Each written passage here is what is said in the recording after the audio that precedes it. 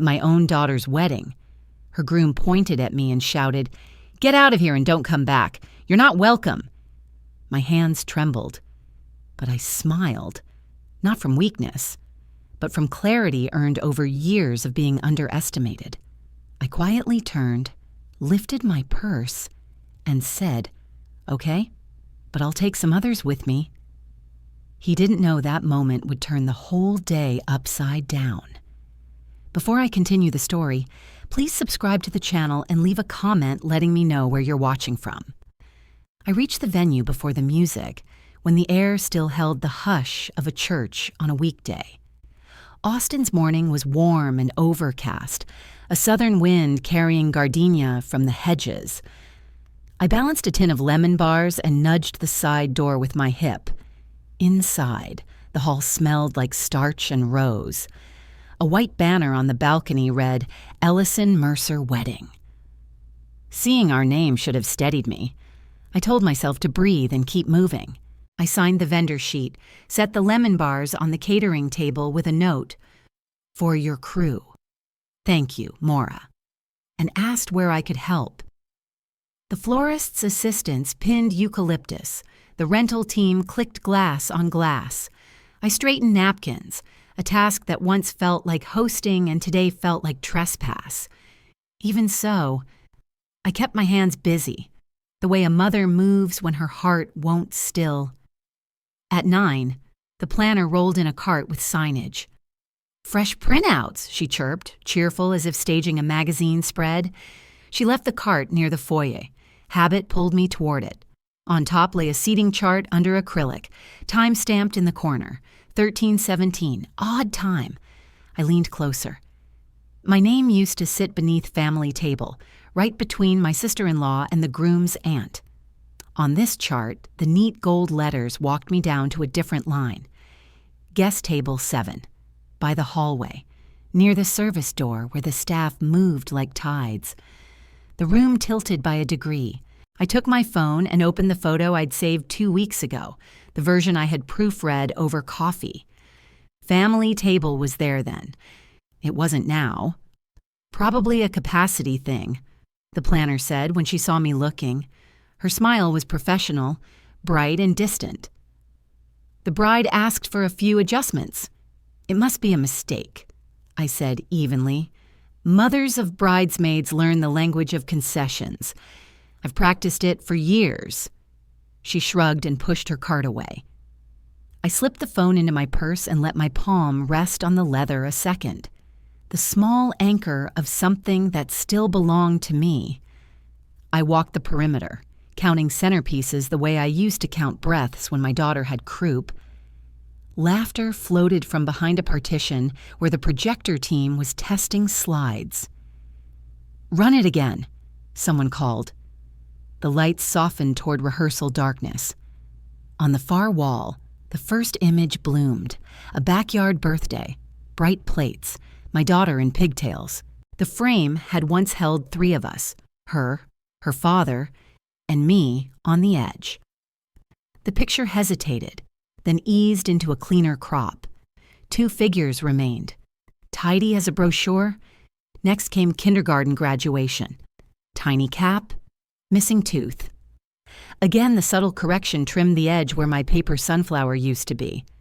Anniversary dinner, band concert, the camping trip where it rained all night. Each memory slid past, softened at the margins until the margins were gone. My face became a stray elbow, then a blur, then the part of a scene you don't notice. The lemon tin grew heavy in my hand, a silly anchor for a woman who should have put it down. "Looks great," someone said. "So clean. Clean." I hadn't known an edit could sound like judgment. I found the planner returning with place cards, her bracelets chiming. She brightened. "We've placed you somewhere more convenient," she said, pointing. "Right by the exit. You'll have plenty of room." Plenty of room is what people say when they want you out of the way. Guest table 7 sat halfway to the restrooms, a round island near the door where cold air licked the floor each time it opened. The gold foil number stood in a brass frame, elegant and final. I set my purse on the chair, unfolded the linen as if I were staying, and slid the earlier seating printout. Yes, I'd made myself a copy, back into my bag. Proof is quiet company. Paper does not blush or argue. A staffer passed, eyes kind but harried. "Anything else you need, ma'am?" "No, thank you," I said. "You're doing beautifully." None of this was theirs. I sat for a minute, letting the room move until the churn of setup settled into a rhythm I could match. When people edit you out long enough, you stop explaining and start collecting proof. It isn't vengeance. It's a way to stay steady while someone revises your story in real time. I pinched my ring to keep from tapping the table. By 11, guests drifted in with laughter and cologne and the faint, expensive smell of new shoes. The planner dimmed the lights again. The wall went silver. The slideshow began with a flourish of scripted names and dissolves, baby baths, pumpkin patches, the first apartment with chip tile we covered with rugs. Applause rose like polite weather. Then the last frame paused, as if the machine needed to think. There we stood on the front steps of the old house. White brick, red door, the hydrangea I coaxed through a summer that didn't love flowers. 3 shapes once, 2 now. My shoulder was a ghosted smear on the edge, light where a body used to be. A couple at the next table sighed. "Beautiful," the woman whispered. So composed. My mouth arranged itself into the gentle smile people recognize as good manners. I let it sit while my heart stepped aside to make space for a cooler thing. I lifted my purse and stood, slow enough to read as a stretch. The projector hummed. The crowd clapped for a life they believed they were seeing whole. They could erase me from their pictures, but not from the paperwork. The applause from the slideshow lingered as light returned to the room. I kept my smile where I'd left it, on my face, not in my chest, and followed the planner's bright finger toward the round table nearest the hallway. Floor polish rose under the floral sweetness, a clean smell that never quite hides scuffs. A brass frame winked in the overhead bulbs. Guest table 7, Miss Maura Ellison. Even my name looked like a sticker you could peel off and move again. I set my purse on the chair and rested my hand on the leather the way you steady yourself on a rail. The tablecloth fell perfectly even, a white skirt that hid the awkward legs beneath. I could have asked why the change happened between Thursday's check-in and today's ceremony, but the answer would have a smile attached to it, and I had run out of appetite for sugared answers. So I sat, placed the folded program at 12 o'clock, and inhaled, exhaled. A mother's first and last hobby. From here, the room looked like a photograph I wasn't meant to be in. The front rows glowed with reserved signs, reserved for family only in looping script. A boundary written in gold. A cousin spotted me, then shifted his gaze a few inches left and took the open seat near the aisle. The planner passed with a bouquet correction and a rehearsed line. "This will be easier for traffic flow." I nodded as if we were talking about cars. The door frame at my shoulder drew a line I could feel. Inside the line, laughter. Outside, the soft swish of staff in black polos, their radios murmuring in each other's pockets. I smoothed the napkin across my lap and said, quietly, to no one, "I'll remember this arrangement." The words were not a threat. They were a notation, like a teacher marking the page she will come back to. A shadow fell across the table. The groom stood there, boutonniere a little crooked and as if he'd pinned it while walking. Up close. Dellen Mercer had a careful smile, the sort you buy along with the tux. "Maura," he said, in the tone men use when they want to sound kind and still be obeyed. "Could I ask a small favor?" I looked up. "If it fits in a purse, He bent slightly, lowering his voice to a private register that wasn't private at all in a room trained to listen. "We need you to step outside for a bit. This part's for close family only." The words were sanded smooth, no splinters, the way you might handle fragile glass, gloves on, no fingerprints. Chairs around us quieted. The air did that thing crowds do when they want to hear, without seeming to. "It's not personal," he added, adjusting the crooked flower. "I'm aware," I said. I kept my hands still because hands tell the truth, and mine have too many history lessons written into them. I stood, tucked the chair under, and aligned the salt with the pepper because dignity loves order. The aisle felt longer than its feet of carpet. No one reached for my arm. No one had to. I walked unescorted like a person with all the time in the world.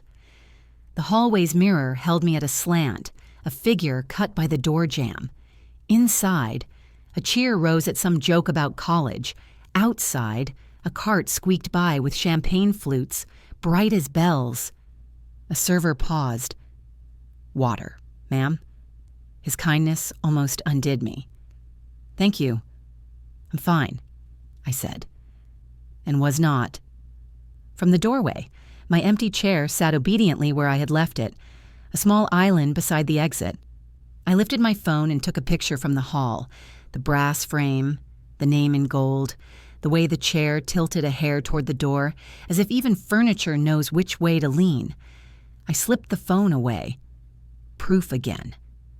Not a weapon, more like a lighthouse I could steer by when people insisted I had misread the shore. "Did you see her?" a woman murmured inside. Calm, but her eyes— "Best not stir it," another voice replied. "Today needs smooth edges." Smooth edges have cut me more cleanly than sharp ones. I set my purse on the console table and checked my lipstick in the glass. The color was steady. My posture returned itself like a loyal dog. I smoothed a flyaway hair and watched the small, familiar rituals gather me back into a person who makes decisions. If they pushed me to the edge of the room, the edge would become my desk. 2 doors down, a plaque read, "Office." A sliver of light showed under it, the kind that means a computer screen is awake in the dark. I lifted my purse, found my balance, and walked. My shoes made that respectful hush on carpet that says a lady is moving forward without hurry and without permission slips. A volunteer with a lanyard glanced up as I tapped the doorframe. "Hi there," I said. Voice level. "I'm looking for the venue manager." She rose a little from her chair. "He's in a meeting with the planner." "I can wait," I said, and took a seat in the corridor, back straight, heart steadying to the metronome of my breath. The hallway clock ticked. Inside the ballroom, a swell of music covered a seam in time. My phone buzzed, an automated reminder from the rental company about final payment. I let it glow, then darken. It's a handy thing, having receipts that light up on command. Across from me, the mirror gave me myself again, unedited. There's a firmness that comes when humiliation drains and leaves resolve behind like a low tide. I capped the lipstick, folded a tissue to blot with surgeon's precision, and stood. If they won't let me sit at their table, I'll check who signed for the venue. The hallway outside the manager's office smelled of copier, toner, and citrus cleaner. I stood there until my breath evened, then tapped once and went in. The door clicked behind me, dimming the ballroom's laughter to a thin radio under a pillow. The office was small, 2 chairs, a metal cabinet, a desk with a bluish screen, and cool enough that my skin prickled. "Good afternoon," I said, settling my purse on my lap. "I need to verify the reservation for Ellison Mercer." The clerk's bun didn't move, but her eyes flicked to the door. "Are you with the planning team, ma'am?" "I'm the bride's mother, Maura Ellison. I made the initial arrangements. I'd like to review the paperwork." Keys whispered, outside. The string quartet worked through "Stand By Me." The file opened. "I have it here," she said. "What would you like to see?" "The signed agreement and the ledger." My voice stayed steady, the way you carry a glass through a crowd. She printed. Paper slid from the tray, warm and dry. I thanked her and squared the pages. On the first sheet, steady as a porch light, my signature sat under "Primary Financial Guarantor," dated 6 months ago. The deposit number was mine, too. The second page showed a certified check from my account and a later entry labeled "Family Transfer," a phrase so polite it wore pearls. The door opened. The manager came in, tie a little weary, name tag reading "Frank." He glanced at the packet, then at me. "Ms. Ellison? Frank Donnelly? Is there a problem?" "No, clarity." I tapped the margin. "The agreement lists me as guarantor. The guest registry lists me at table 7 by the exit." Someone adjusted status. "Please add an addendum acknowledging my payment and role." Color crept up his collar. "We assumed it was a joint contribution. The coordinator updated the list this morning." "Assumptions are expensive, Mr. Donnelly." I kept my tone flat enough to write on. "Add the note today. Cite the deposit by check number and the certified check date. I'll sign." He glanced at the clerk. "Maya, draft an addendum. Primary financial guarantor, Ellison Mora. Payments received as listed. Status acknowledged." The keyboard resumed its soft staccato. Applause swelled beyond the wall as someone practiced an entrance. I let the sting in my chest burn clean. Contained heat cooks decisions without boiling them over. Frank lowered his voice. "Would you like me to tell the couple you're here?" I caught my reflection in the glass above the desk. Chin lifted, eyes steady. "No. Keep it professional. If anyone asks, you met with a client about billing." His shoulders dropped into respect.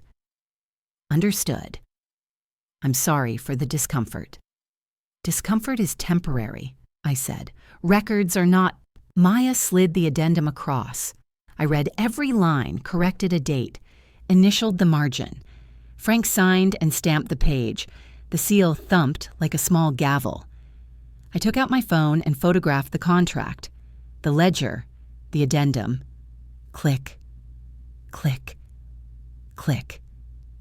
Each image squared itself on the screen.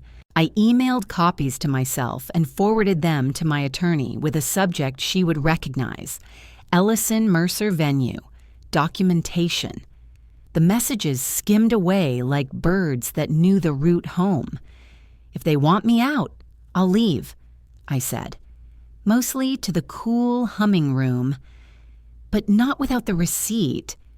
"Would you like a printed copy as well?" Maya asked. "Yes. Paper travels differently than pixels." She handed me a folder in house green. I tucked the documents beside the handkerchief my mother embroidered for my wedding day. Time tries to fold us. I prefer folding it. I stood. Music swelled from the ballroom, the rehearsal applause you give when you're practicing how to be seen cheering. No one noticed me pass the stacked glassware and rows of plates waiting for their buttered partners. That was fine. Absence can be a presence when it sits beside the ledger. In the corridor, I paused at the framed occupancy certificate. Frank's signature lived there, too. They could rent the hall, but they'd already signed it under my name. I rested my hand on my purse and listened as the quartet shifted to another standard. Down the service hall. Voices pooled near the catering door, the clink of ice. A laugh I knew from PTA nights. And then, clear as print, my sister-in-law's voice. She always kept her checkbook close. I turned toward the sound, the way a compass finds north by habit, and walked. Before leaving, I slid the folder into a zip pocket, the one I reserve for prescriptions, warranties, and certificates. My purse isn't fashionable. It's an archive. Inside lives a small notebook where I list numbers that matter. I wrote today's date, the addendum language, Frank's last name, and the time. Memory is kind until it decides not to be, and ink is kinder. I sent one more email to myself with a brief voice memo. Addendum signed at 1:32 p.m.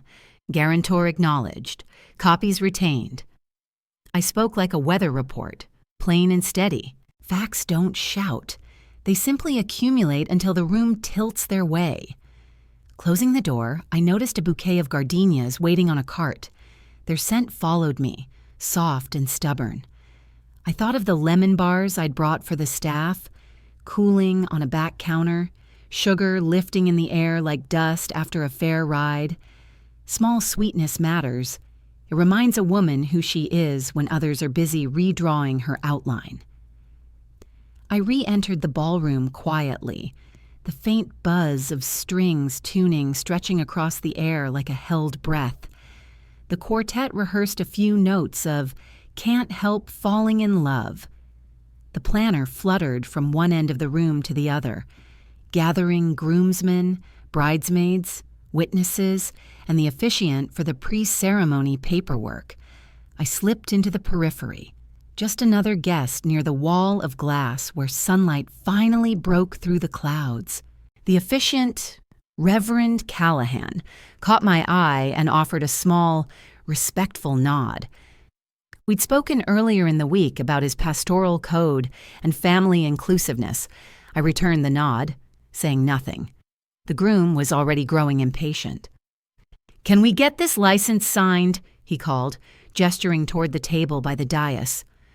"We're running late." Someone handed him 2 pens. They gleamed in the light, smooth, expensive, ready. The air around him tightened. The officiant spread out the license carefully, motioning to the 2 witnesses. Both were family friends, young, nervous, and now visibly uncomfortable. Their eyes flicked toward me, just once, then to the seating chart on an easel near the stage. My name sat alone on guest table 7. The first witness clicked his pen shut. The second followed.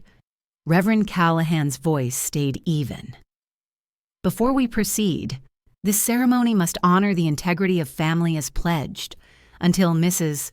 Ellison is treated as such, I cannot officiate under our agreement." The planner froze mid-step. "Excuse me?" He turned toward her. "Our policy for family-involved ceremonies is written clearly in your file." The groom's jaw flexed. "That's our decision, not yours." We said family only. I said nothing. I met the Reverend's eyes and held the silence like a rope between us. The murmur of guests built, scattered, died again. The pens lay folded beside the unsigned license. From the bar came a clatter. The bar manager, a compact man with reading glasses perched low, examined the permit tacked beside the taps. He frowned, called for the assistant, then tapped the sheet once with his pen. My name, Maura Ellison, appeared in bold print beside event permit holder. Within minutes, the taps were turned off with 2 dry clicks. A small placard appeared, temporarily closed. Permit holder required to reinstate. Conversation stuttered, then shifted into whispers. Guests wandered toward the counter, confused, their laughter turning brittle. The planner, red-faced, marched toward me.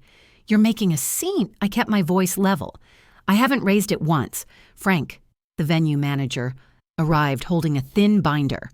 "Let's clarify," he said, opening it to a tab marked Liability and Licensing. His voice carried in the still room. "As per policy, service cannot continue without the named insured present until Mrs. Ellison reinstates it. Taps remain closed." The groom flushed scarlet. My daughter, radiant in white, avoided my eyes entirely. I watched the tiny tremor of her bouquet and wondered how much of her tremor was anger, how much fear. I stood where I was, hands clasped, the silence pressed, then softened. "I'll be consistent," I whispered to the Reverend, stepping slightly aside. He inclined his head. "That will be enough." He closed the marriage license. The witnesses slid their pens into their jackets. The planner, caught between policy and pride, bit down on a smile that didn't reach her eyes. I straightened my shoulders. "If policy matters," I said quietly, "then so does safety. Let's see the rain plan." Outside, gray clouds thickened over the lawn. A guard's radio crackled near the service door. "Hold the outdoor setup until authorization." The guard's radio crackled again as thunder rolled somewhere beyond the hedges. "Hold the outdoor setup until authorization," the voice repeated, static slicing through every other word. I stepped closer, umbrella hooked on my wrist, calm as the first drop that warns of more. "Who authorizes the rain plan?" I asked. The young guard blinked. "Only the booking signatory, ma'am. Then I suppose you better find her." He hesitated, then motioned to the planner, who looked ready to wilt faster than the roses in the centerpieces. A folder appeared from beneath her clipboard, plastic edges damp with sweat and drizzle. The label read, "Weather Contingency, Ellison Mercer." She avoided my eyes as she handed it over. Inside were laminated pages, color-coded for emergencies, lightning, flooding, wind over 20 miles per hour. Every line item, every clause, every initial in blue ink, mine, the tent permit, the insurance rider, the relocation authorization all bore my signature. The fine print read, "In the event of severe weather, the contracting party holds sole authority for activation of the contingency plan." I lifted my gaze from the page. "Then let's keep guests dry, shall we?" Rain began tapping the tent top, first like fingers on glass, then harder, more urgent. The planner stammered into her headset. Staff began rolling the side panels down. From the far lawn, Dellen shouted, "We're not delaying anything. Just start when the music's ready." His voice cracked like the thunder behind him. The makeup artist whined about lighting, guests huddled under their phones, filming the chaos as if it were a show. I stood just outside the tent, binder pressed to my chest. "Insurance doesn't cover defiance," I said softly, though only the wind seemed to hear. Frank appeared, rain slicking his jacket shoulders. "Mrs. Ellison," he said, breathless but steady. "You're still listed as the contracting party for weather-related liabilities." He held out a printed confirmation. The groom's father swore under his breath. Dellen froze mid-gesture. "That means," I replied evenly, "if anyone slips, it's on my insurance. So let's move this inside before someone breaks more than tradition." No one argued. The bride, pale under her veil, finally nodded once. Guests began gathering their programs and clutch purses, heels sinking into soft grass as the wind pushed through the tent flaps. I led the way toward the ballroom doors, umbrella still dry. The manager followed with the sound crew. The officiant trailed behind, protecting the marriage license under his folder like a fragile relic. Inside, the hall lights flickered to life as I flipped the nearest switch. Cool air met the humid breeze and steadied it. Chairs scraped, conversations reformed, music tested its volume again. I set the binder on the podium and folded my umbrella beside it. For a brief moment, the only sound was the rain against the windows, a rhythm of proof that some things still answered to me. For once, they followed my lead, even if they didn't know it. The catering hall smelled faintly of citrus polish and chilled fruit. I'd only taken a few steps past the doorway when a silver tray caught my eye, bottles of champagne gleaming like captive light, each tagged prepaid Ellison account. Two young servers whispered nearby. "She's the one who signed the catering check," one said, unaware his voice carried. I studied the label a moment longer. "You can serve it," I told them gently, "but keep the receipt." They nodded quickly, relief and confusion mixing behind their polite smiles. The tray lifted, bubbles rising like tiny reminders of debts unpaid. The irony wasn't lost on me. Even celebration carried my signature. I turned toward the corridor just as footsteps thundered from the main hall. Dellin Mercer stormed in, his boutonniere hanging limp. "Who authorized service without my approval?" he barked. The nearest server froze. "Sir, it's on the Ellison payment plan. Cancel that," he snapped. "I'll reorder through Mercer Catering." The room seemed to hold its breath. Staff looked between him and me, unsure which name carried weight. I stepped forward slowly, voice calm as linen laid flat. "If you're replacing champagne, you'll need to settle the first invoice first." For a moment, he didn't understand. Then realization flickered. Every bottle, every flute, every cork popped under my account. The catering supervisor arrived, tablet in hand. "Payment status, pending, Ellison cardholder." She read, "I can't open a new order until release confirmation is entered." Dellen's face turned scarlet. "You're ruining this day!" I met his glare without raising my voice. "No, I'm protecting the people who work for a living." The line of staff straightened, quiet but visibly heartened. Guests along the side tables whispered. The hum of gossip grew heavier than the rain outside. From behind him, my daughter appeared, pale, eyes glassy with unease. "Mom," she whispered, "please not here."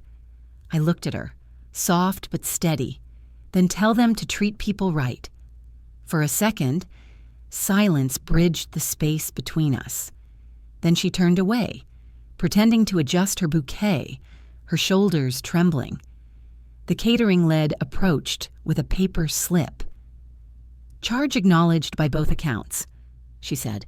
I initialed beside hers, my pen firm, unshaking. The act felt almost ceremonial. Two worlds signing over a single truth. As I handed the pen back, I caught my reflection in a tray's mirrored surface. Older, calmer, unmistakably present. Some debts are settled twice, once in money, once in dignity. The storm had softened to a faint drizzle outside, the glass doors fogged with humidity. Inside, the chandeliers glowed amber, washing everything in borrowed calm. I took my seat at the back, beside a tall fern that brushed my shoulder whenever the air conditioner breathed. The quartet finished their prelude, and a low hum replaced the music, the kind that lives just before trouble begins. The officiant stepped up to the microphone. Static cracked once, short and sharp. Most people didn't notice. I did. Years of living quietly had taught me to hear the smallest things breaking. I looked down at my phone, pretending to scroll, as the groom and bride turned to face the crowd. My daughter's dress shimmered under the lights, a fragile calm in motion. I exhaled slowly. Then came the words, not his vows, but a faint echo bleeding from the sound system. "She's not even part of this family, just a guest with a checkbook." The room froze. A gasp rippled, followed by another. Someone near the aisle whispered, "Did he just say—" The planner rushed to the table, fumbling with cables. The groom's face drained of color, but the words were already loose, circling the hall like a ghost unwilling to fade. I didn't move, didn't flinch. My pulse slowed instead of quickened. All I could think was how the truth, once recorded, finds its own way to speak. The officiant, Reverend Kenda Ruiz, lifted her microphone, eyes steady.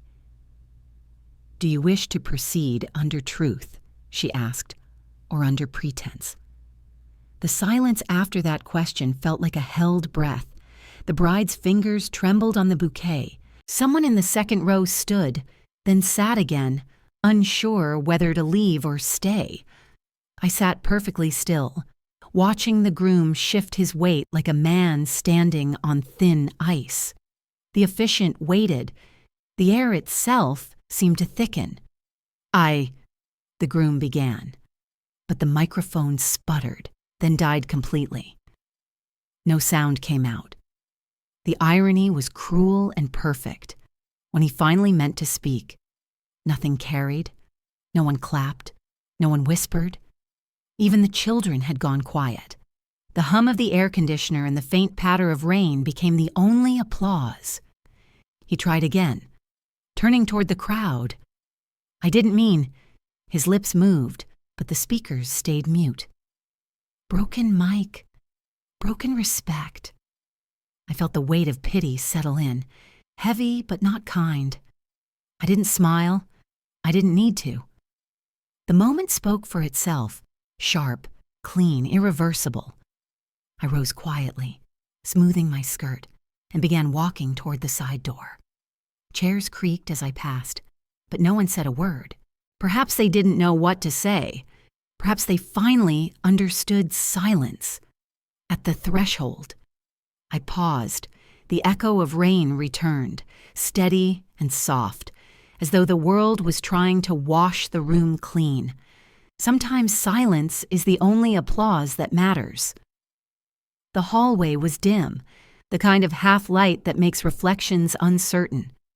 I followed the whisper of voices past the catering doors until I saw them, Lorena Pratt, the venue manager, and a man in a black security jacket. Between them lay an open folder on the reception counter, its pages fluttering slightly from the draft of a nearby vent. My name, Maura Ellison, was printed in bold at the top of a liability form. I stopped just close enough to see without intruding. They weren't hiding it, just trying to decide what to do with it. The guard's radio clicked, static blending with the rain outside.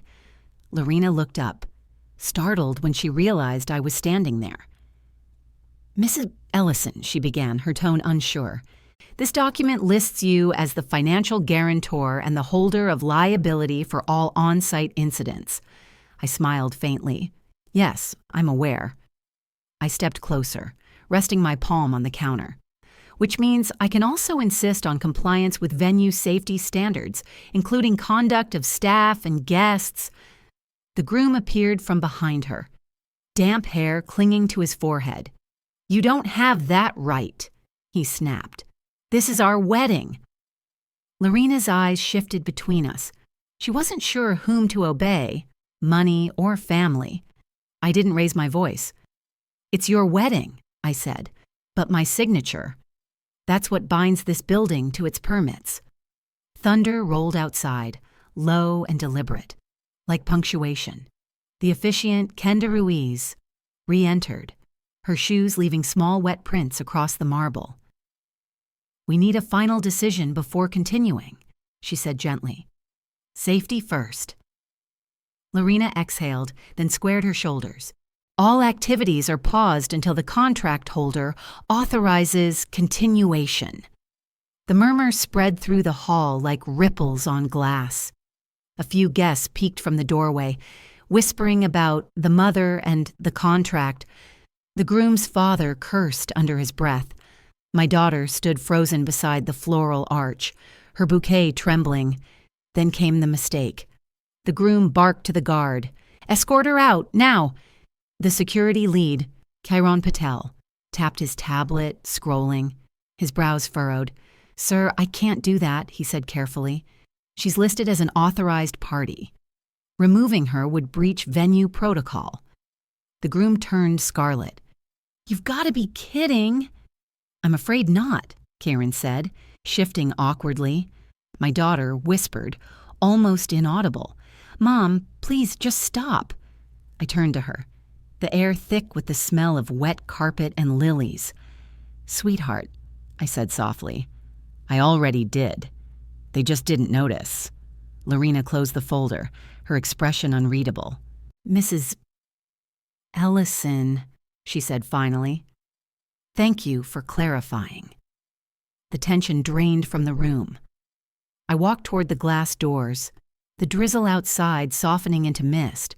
My reflection looked steadier than I felt, an older woman who'd learned that dignity isn't given. It's maintained, I whispered, mostly to myself. Sometimes, the only way to keep peace is to hold the paperwork. But the peace wouldn't last, not after what they found in the next file. Lorena led me back into the office, closing the door softly behind us.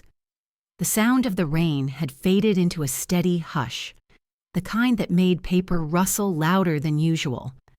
She placed a slim folder on the desk, her expression tight but professional. "Mrs. Ellison," she said, "you should see this." Inside were vendor acknowledgments and bank ledger copies. 2 deposits under my name, later redirected to a new account labeled Mercer Events. The description codes matched the catering and entertainment payments I had made months ago. I inhaled slowly, feeling my heartbeat steady rather than spike. "Print the full ledger, please," I said quietly. "Include timestamps and routing details." Lorena nodded and pressed the printer key. The thermal paper slid out, its faint warmth curling against the desk. 3 lines, 3 clear transfers, 2 from me, 1 added later by an unknown coordinator. Policy note in bold: only the contract signatory may authorize financial redirection. The door slammed open. Dellin stormed in, color high in his face. "You've been meddling in our payments," he shouted. I didn't flinch. "You mean the payments that originated from my account?" He sputtered something about sabotage, about control. "If you wanted control," I said softly, "you should have paid for it."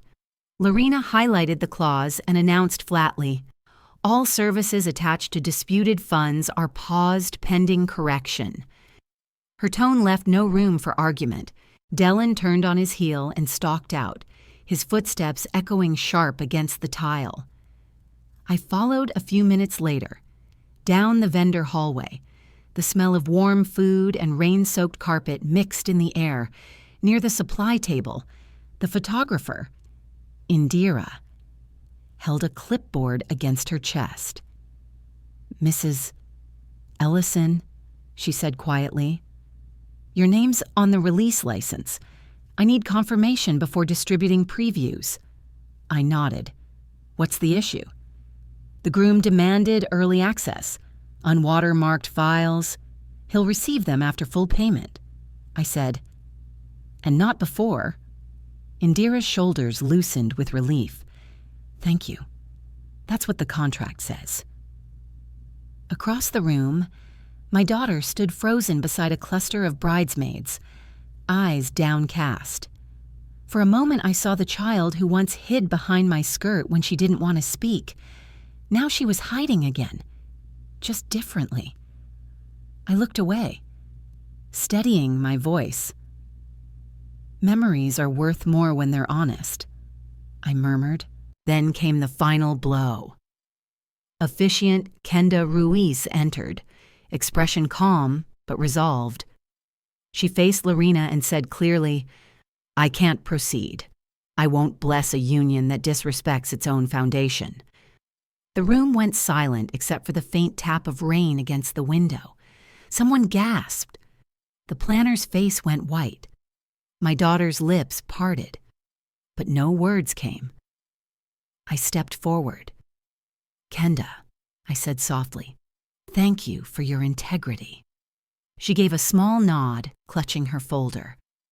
"It's the least I can do." Guests began to drift toward the cocktail tables, confusion thick as humidity. The groom pulled out his phone, voice tight with panic. "Plan B now. Get the replacements." I turned to Lorena. "Please document everything. Send me the vendor roster, complete with timestamps." She hesitated, then nodded. "Yes, ma'am."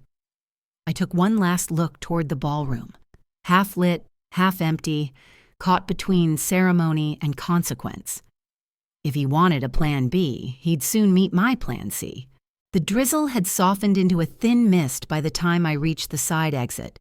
The sky was purple-gray, and the pavement reflected the gold lights from the porte cochere like shallow water. A young transport coordinator stood by the shuttle bay with a clipboard tucked under his arm, his breath fogging in the damp air. "Ma'am," he asked, "you're with the Ellison-Mercer party?" I nodded. "May I see the manifest?" He handed it over, and I scanned the list. The top 3 names caught my eye: Kenda Ruiz, Indira Soto, and Lorena Pratt, the officiant, the photographer, the venue manager. 3 people who mattered more to the event than most of the guests inside. I drew a small line beside their names and initialed, "If they decide to leave early," I said gently, "mark them cleared under contract holder authorization." He hesitated, then nodded. My pen glided over the wet paper, the ink spreading slightly. The smallest signature of quiet control. Moments later, a man in a tight vest and too much cologne burst through the doorway. "Excuse me," he barked. "That manifest's outdated. Here's the new one." He shoved a folder at the coordinator, the groom's cousin, clearly running errands for damage control. The coordinator flipped through both sheets, frowning. "These don't match, sir. The first one's already logged under authorization." "That one's wrong," the cousin snapped. "Mr. Mercer's giving new instructions." "Then he can show me his contract," I said evenly. I reached into my bag, withdrew the liability folder, and opened it to the title page with my name in bold. "Use the original list. Log any departures as verified." The cousin faltered, color draining from his face. You can't just—" "I can," I replied softly, "and I will." He backed off, muttering something about family politics. The coordinator, more confident now, took the original manifest and locked it in his clipboard. In the hallway behind us, I heard murmurs, the rhythm of a crowd trying to make sense of an unraveling day. Indira appeared first, her camera strap over one shoulder, hair frizzing from the humidity. "Mrs. Ellison," she said quietly, "is it true the shuttle's leaving early?"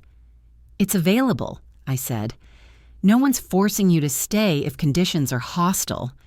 She exhaled, relief flickering in her eyes. "Then I'll take it. Thank you." The band leader followed, sheet music tucked under his arm. "We heard about the payment issue," he said. "Contract says we can pause under safety or dispute." "Then honor your contract," I said. "You've earned that right." Word spread fast. 2 technicians began coiling microphone cables, the metallic ring snapping softly like punctuation marks in the heavy air. The planner appeared, panicked. "You can't shut down the vendors. This is a wedding." "It's not sabotage," I replied. "It's professionalism. No one should work without respect or pay." She had no answer, only a desperate glance toward the ballroom. Then came the elders, my church friends, the women who had held my daughter when she was born, who had dropped casseroles on my porch when my husband passed. They gathered near the shuttle ramp, their umbrellas dotted with raindrops that sparkled like tiny lanterns. One of them, Ruth, touched my arm. "We'll go when you go," she said. I looked at them. Women who'd raised families, buried spouses, endured worse than gossip. "Then let's go together," I whispered. Behind us, the shuttle door hissed open. A soft light spilled from inside, warm against the wet evening. That's when Dellin appeared. His tie was loose, his hair damp, eyes sharp with anger. "You don't get to empty my wedding," he said. I met his gaze calmly. "I don't need to. They can choose." Indira stepped into the shuttle. The band's keyboardist followed, carrying his case like a shield. 2 elders linked arms and climbed the steps behind them. The groom's mouth opened, but no sound came. I turned toward the door, feeling the night air cool against my face. "If you want me gone," I said quietly, "I'll go." but I won't be the only one. The sound cracked through the ballroom just as the shuttle door sealed behind me. A dry pop. Then his voice, broadcast, raw, unfiltered. Good riddance to her. She's been dead weight since day one. I froze in the doorway, rain sliding down my umbrella, the echo of his words cutting through the string music inside. The guests who'd stayed turned as one, their faces tightening in shock. Someone gasped. Someone else whispered, "Is that him?" I didn't move. I didn't have to. The microphone had done what I never could. It told the truth. Inside. Lorena darted toward the control table, waving frantically to kill the sound. But the video feed, meant for the cocktail slideshow, was already live on the foyer monitors. The groom's voice filled every corner, sneering about my age, mocking the money I'd spent, calling my daughter too soft, too blind. No one breathed. At the cake table, my daughter's hand trembled on the silver knife. The color drained from her face as if the room itself had turned against her. The laughter she'd rehearsed for photos vanished. He was still talking, not realizing the system was on. "She's not family, just a wallet with wrinkles." The words hung like smoke. Lorena finally yanked the audio feed, silence snapping the air in half. The crowd remained frozen. Every eye turned toward the bride. My daughter took a step forward, then stopped. Her voice, small but steady, reached me even over the heavy quiet. "He said that about you." Her eyes flicked toward me, glassy, searching. "About us?" I didn't answer. There was nothing left to defend. The silence itself was the verdict. She turned toward the stage. "Stop the music," she said. Her tone was clear, not a plea, but a command. The bandleader's hand hovered, then lowered. The notes faded into nothing. A child began to cry softly in the back row. Thunder rolled in the distance, muffled through glass. The groom stumbled forward, face pale and slick with sweat. "It was a joke," he stammered. "Taken out of context. You don't understand." Lorena, calm and composed, pressed a button on her console. The playback looped his voice again, just 6 seconds long. Perfectly clear. "She's not family, just a wallet with wrinkles." The crowd murmured, a slow ripple of disbelief and disgust. Vendors who'd remained folded their arms. The officiant bowed her head, lips moving in silent prayer. My daughter reached up, removed her veil. The thin mesh caught on one of her earrings before falling softly to the floor. It lay there like a shed illusion, white against the ballroom's dark carpet. The groom reached for her, but she stepped back, shaking her head once. "Don't," she whispered.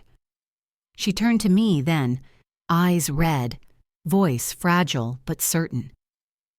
"Mom, can we go home?" I nodded. I lifted the umbrella again, not to hide, but to cover us both. She stepped under it beside me, small as she once was when she used to clutch my hand in parking lots. We walked through the parted crowd. No one spoke. Even the air seemed to hush to let us pass. Behind us, the red recording light on the microphone still glowed, a tiny unblinking eye watching truth leave the room. By morning, the video would go viral, but by then, we'd already be gone. The rain had stopped sometime before dawn. By 8 o'clock, the sun was streaming through the lace curtains in soft golden stripes. The house smelled of fresh coffee and cedar polish, quiet, grounded, real. I set out 2 mugs on the kitchen table, the way I always used to. Old habits linger, even when hearts are mending. The local news murmured from the TV. The anchor's voice, measured but eager, said, "Coming up next, the viral wedding incident that's taken Austin by storm."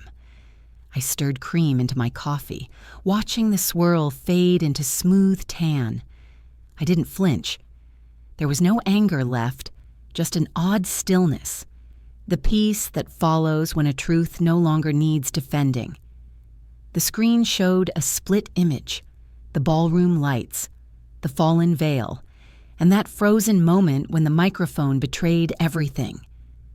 The segment played my name only once before shifting tone, from scandal to story. By mid-morning, reporters were calling it a masterclass in dignity. The vendors who'd walked out were being praised for upholding fair labor practices. A scrolling caption read, "Maura Ellison, 64, quietly donated her remaining event deposit to a local women's shelter." I hadn't meant for anyone to know. It just seemed right to turn the debris into shelter for someone else's storm. A knock sounded at the door. My daughter stood there. Shoes in her hand, hair still pinned from the night before. Her eyes were swollen but clear. "Mom," she whispered. I didn't know what love meant until I saw who stayed when everything fell apart. I pulled out the chair across from me. She sat. For a moment, neither of us spoke. The coffee steamed between us like an offering of truce. "I ended it," she said quietly. "I called him this morning. I told him it's over." I nodded, saying nothing, just listening to the sound of our spoons tapping the cups. The silence between us wasn't empty anymore. It was building something new, plank by plank. She looked up again. "I'll move home for a while, just until I figure out what's next. Then we'll start with breakfast," I said, "and quiet." Later that morning, my phone buzzed with messages. Lorena sent one first. "Venue policy updates going public. We're adding fair contract clauses. Thank you for making us better." Then Indira emailed a photo, me under the umbrella, my daughter beside me. Our faces turned toward the light. She'd titled it, "Integrity is Beautiful." The efficient Kenda texted last, "Grace always wins. Maura." I sat back, reading each message twice. Gratitude hummed in my chest, not pride, just peace. My daughter returned from the porch with the morning mail. Among the bills and circulars was a cream envelope embossed with gold, a formal letter from the Venue Association. Inside, it read, "We extend our respect and appreciation to Mrs. Maura Ellison for upholding lawful fairness, setting a precedent for community integrity." I smiled, folded it carefully, and slipped it beside the salt jar. My daughter poured another round of coffee. She looked lighter now, like a window unlatched after a long storm. "I enrolled in classes," she said. "Nonprofit management. I want to help rebuild shelters, maybe even the one you donated to." "You'll do well," I said. "Just remember, dignity isn't inherited. It's chosen." Outside, the street shimmered under new sunlight. The postman waved as he passed, and somewhere down the block, a wind chime began to sing. I raised my mug, feeling the warmth seep into my hands. Yesterday, they told me to leave. Today, I own my peace, and that's the only contract that truly matters. Looking back, I've learned something simple but powerful. Peace isn't given, it's earned. Dignity isn't about revenge or winning an argument. It's about knowing who you are when the noise fades. In this life, people may try to erase your worth, but integrity always leaves its own light behind. If my story touched your heart, I hope it reminds you to stand firm with grace, to keep your records, your kindness, and your peace intact, even when others don't see your value. Now, I'd love to hear from you. Have you ever faced a moment where staying calm spoke louder than anger? Tell me in the comments, and let me know where you're watching from. If this story moved you, hit subscribe so you won't miss the next chapter in our journey together. And if you didn't like it, tell me why. I'm here to listen. Either way, thank you for sharing a few quiet minutes with me today.